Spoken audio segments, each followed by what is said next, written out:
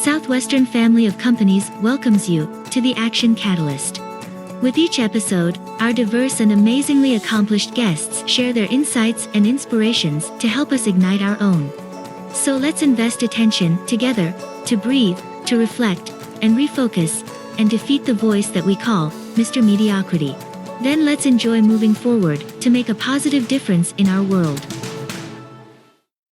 The struggle for work and life balance, or a better way of saying it, the struggle for work and life success. That is what we're talking about today. And I have the senior partner at Southwestern Consulting, Emmie Brown. She sold books for Southwestern Advantage, and she did that for 9 summers. She was full-time in the field selling for 6 years, and then she was a sales leader. And one of the things about Emmie that always impressed me and has continued to be true is she is one of the rare people who has performed in both recruiting and leadership, and then also the highest level of selling. Just a very, very rare and exceptional ability to both lead and get the best out of other people, but also to personally produce. And she's an expert on all types of different things related to sales and leadership. So Emmie, welcome to the show.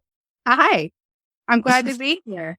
Thank you. So there's a lot of moms out there who listen, who they're in sales or leadership or entrepreneurship or some type, but they're also a mom. And then there's a lot of men out there who are husbands or boyfriends too, or fathers of a woman who has a similar thing. And the first thing I just wanted to ask you is, what do you think most women don't understand about the pressure that comes from being a working mom? Can you just kind of describe what that struggle is? When I first found out that I was pregnant with our first child, I had a lot of fear. I was working an extraordinary amount of hours, and I was very dedicated with what I was doing. I had a team, I was selling. There were so many responsibilities that I love at work that I was very fearful about how I was going to keep all of that up being a mom. So I joined every mom's group that I could find. And frankly, I couldn't find really any mom's groups out there for working mothers.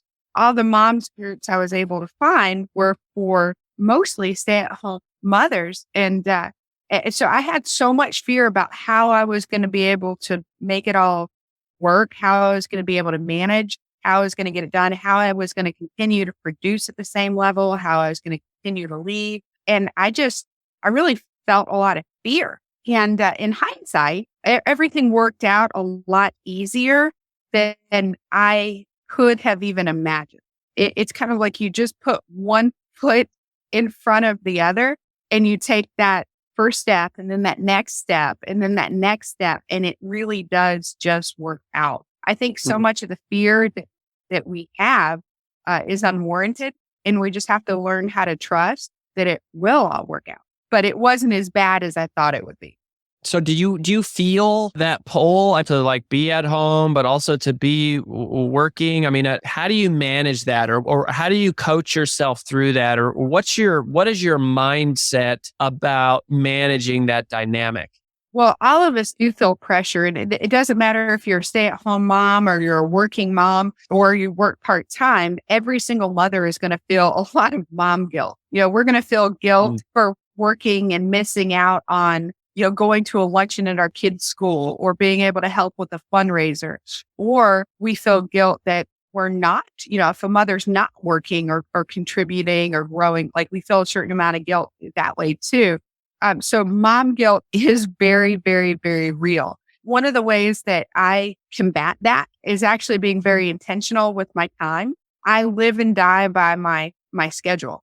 So I plan my work time extremely intentionally, and, to where every single 15 minutes of my day is mapped out in terms of what I'm going to accomplish personally and professionally. So even my personal time is very, very scheduled in terms of when we're going to eat dinner, and when the kids are going to go to bed, and when I'm going to spend time with my husband. So that enables me to actually be focused on the task at hand. I don't want to be at work and be thinking about, all the things that I wish I could be doing or should be doing with my kids.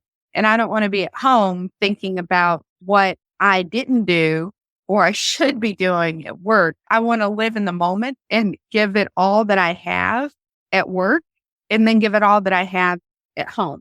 When do you plan out the schedule? Give me like a little bit about the functionality or the technicalities of how and when you plan your schedule and to what detail. Well, I used to be able to sit down every Sunday night and religiously plan, for an hour to 2 hours. And that doesn't always work in the world of kids. Kids don't always nap exactly when you plan for them to. Now with having 2 kids, it has made it a lot more challenging. One of the things that I do believe is that you have to plan your week before your week actually starts. If not, you're starting the week out reactively. So, I want to plan each day before it starts. I want to try to plan the next week before it starts. It doesn't always happen on Sunday night anymore, but I can take some time on Friday afternoon to think through schedule for the following week. And I always take some time before I close out my current day to think through my following day. And yes, I do plan all the little stuff. If you were to actually look at my calendar, I plan, this is Mommy Dawson time. And this is when I'm eating breakfast. Like it's down to the minute in a ridiculous way. I have everything in there. So I don't know how to convey really to people at what an ultra level of performance that you are achieving. So do you feel like you have to make a choice at some point? Like it's either going to be my family or it's going to be my production? Well, you can have it all. And at the same time, you can't have it all. I'll explain a little bit about what it is that I do. So I have over 30 team members that I lead and manage. I have 16 coaching clients that I coach one-on-one. I also sell and deliver consulting. I speak and sell speaking. I obviously I coach and I sell coaching. So I'm working across all the different divisions of our company. So I am pulled in a lot of different directions, plus being a mom and a wife, there's a lot on my plate. And sometimes we can feel an incredible amount of pressure and guilt when we're not producing at the level that we want to. And sometimes that pressure causes us to freeze or to stop and say, it can't be done. I'm not going to be able to handle it. I won't be able to fit that back in. And I just have to ignore that pressure and ignore that guilt. Guilt is a huge killer of progress. And I have to ignore that. And actually, I give myself the emotional permission to just do my best, just do the best that I can in any given moment with my, God-given abilities. I want to do the best that I can to serve the world at any given moment with the pressures that I have on my plate. And that's all that I can do. And I have to remind myself of that daily. And when I relieve myself of that pressure and I relieve myself of that guilt, that opens up the possibility to be able to handle more and more and more. For the men that are out there listening, maybe there's a male who is the boss of the supervisor of a woman who just had kids and is, she's in a role where she is being asked to, perform and work, or in the role of more of a spouse or, a partner where they're either the man listening who's the husband or the boyfriend to somebody who is a mom or whatever. What's the advice that you would give to men? What are some of the ways that you think that men can actually support their ladies, particularly if they're a working mom and they're having to have a foot in both worlds?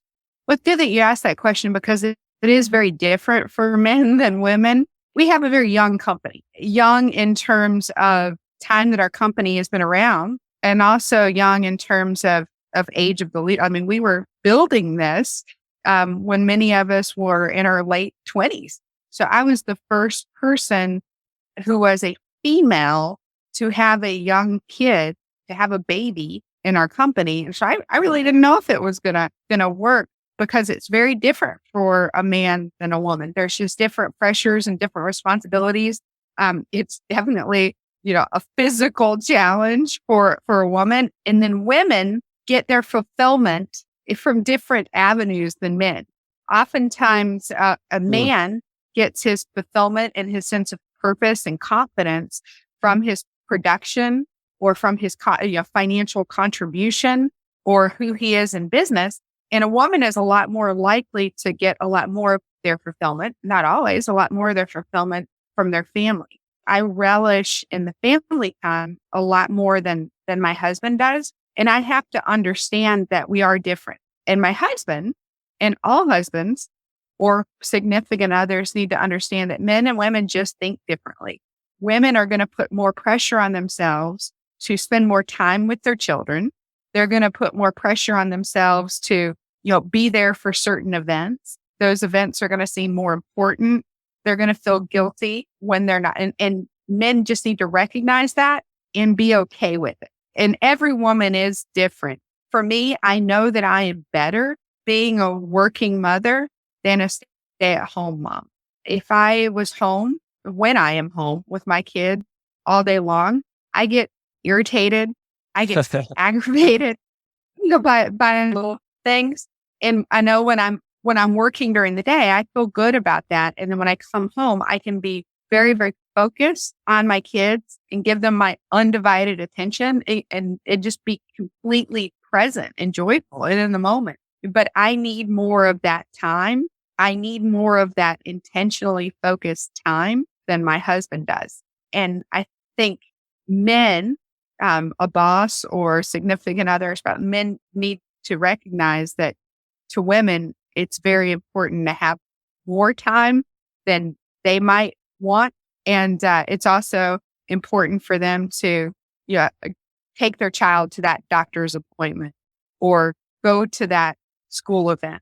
And that's okay. The priorities of men and women are just different. Yeah, I think that's good for everybody's sanity to just remember. So the last little question I have for you, Em, is if there is somebody out there listening right now, let's say specifically it is a working mom, and maybe it's a new working mom, and she is feeling that kind of pressure. What advice would you give to her just as she's thinking through and sort of preparing for what's ahead and in terms of the various challenges of being a high performer at work while also being an amazing mom? Well, the first piece of advice I would give her is to say that it will work out. The second piece of advice I would give is to say you can't do it on your own. In the past, I have been somebody who has tried to do everything on my own. I have a tendency to not ask for help or sometimes not accept help when people give it to me, but I couldn't do it without a team. We have a full-time nanny. We have a full-time executive assistant. Grandma is incredibly helpful. So be willing to both seek out and accept the help that you need.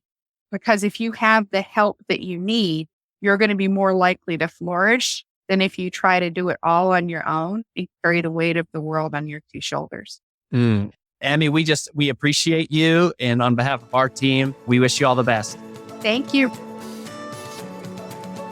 If you enjoy this podcast, please make sure to subscribe. And to stay updated on everything that the Action Catalyst is up to, make sure to follow us on Facebook and Instagram at Action Catalyst Podcast and on Twitter at Catalyst_Action. And thanks for listening.